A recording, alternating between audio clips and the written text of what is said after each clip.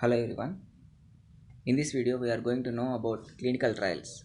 Whenever an outbreak comes, like H1N1 outbreak, Ebola outbreak, Zika virus outbreak, now COVID-19 virus outbreak, whenever outbreaks like this comes, the companies and scientists get involved in bringing up a vaccine or drug to save the people.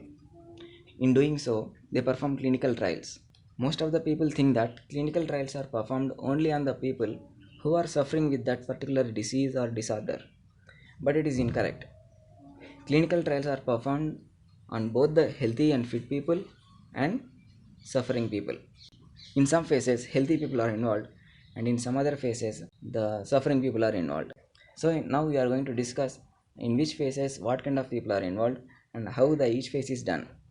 After watching this video, you will be able to answer the questions: what are clinical trials, how many phases are there, what happens in each phase, and what is the role and importance of each phase, all these.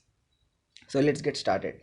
Before starting the clinical trials, the scientists perform preclinical research. Pre means before. It means before performing on the human beings, they perform on bacterial cells, human cells, and animals like rodents, rabbits, etc. When satisfactory results come from preclinical research, satisfactory results come from animals and bacterial cells, they start performing on human beings. So the first phase in clinical trials is phase 0. In phase 0, less number of people are involved, say 15 members. And all these 15 members are healthy people. Healthy and fit people are selected in phase 0. A small dose is used on these 15 members. Why small dose means? To make sure that it is not harmful for the human beings. If the medication or the drug acts differently, then the scientists go back and they change the formula, like that. If phase 0 successfully completes, then they will move on to the phase 1. In phase 1, 20 to 80 people, that is more than phase 0. Some 20 to 80 people are involved, and only selected healthy people are selected. Here, highest dose of medication is used on these 20 to 80 people. And the scientists monitor all these people closely, and they watch the body reactions to the new drug.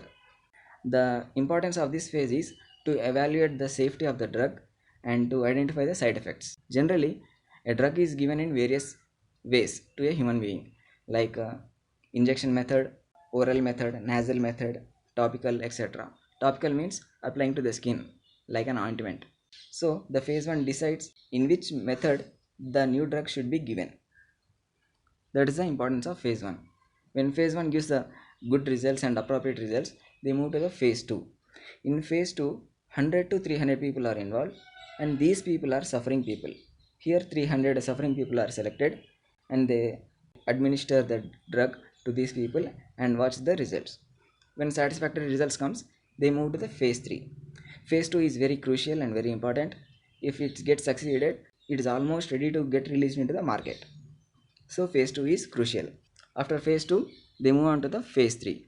In phase 3, 3000 participants who are suffering with the disease or disorder are selected, and they will be given the drug. Here in phase 3, randomization occurs. Randomization means the drug is given to the people randomly. Neither the doctor nor patient knows about the drug. They simply give away the drug to the people, they consume it, and they will take down the observations. You may get a doubt that why are they doing like that? Because this is to eliminate the bias, this is to eliminate the phobia and fear among the people. Even the doctor also don't know about the drug. He simply gives away the drug to the patient consumes it, and they will take down the observations. When phase 3 is successfully completed, then the companies applies the drug to the FDA. FDA means Food and Drug Administration. It is the supreme organization in the world which approves the drug to get released into the market. Without its approval, no drug comes into the medical shops. So when FDA approves the novel drug or the new drug which has been invented, which has completed all the three phases, comes into the medical shops, and we purchase it. And finally, the final phase is phase 4. Phase 4 is not that much important. It is just a feedback phase.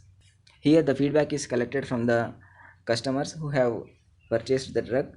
If any complaints are there, they will collect the complaints and try to rectify those complaints, like that. So it's completely about the feedback.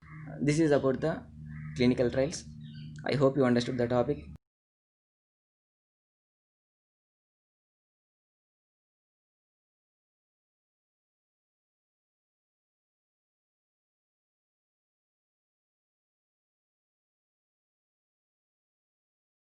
Thank you for watching. Keep learning and be happy.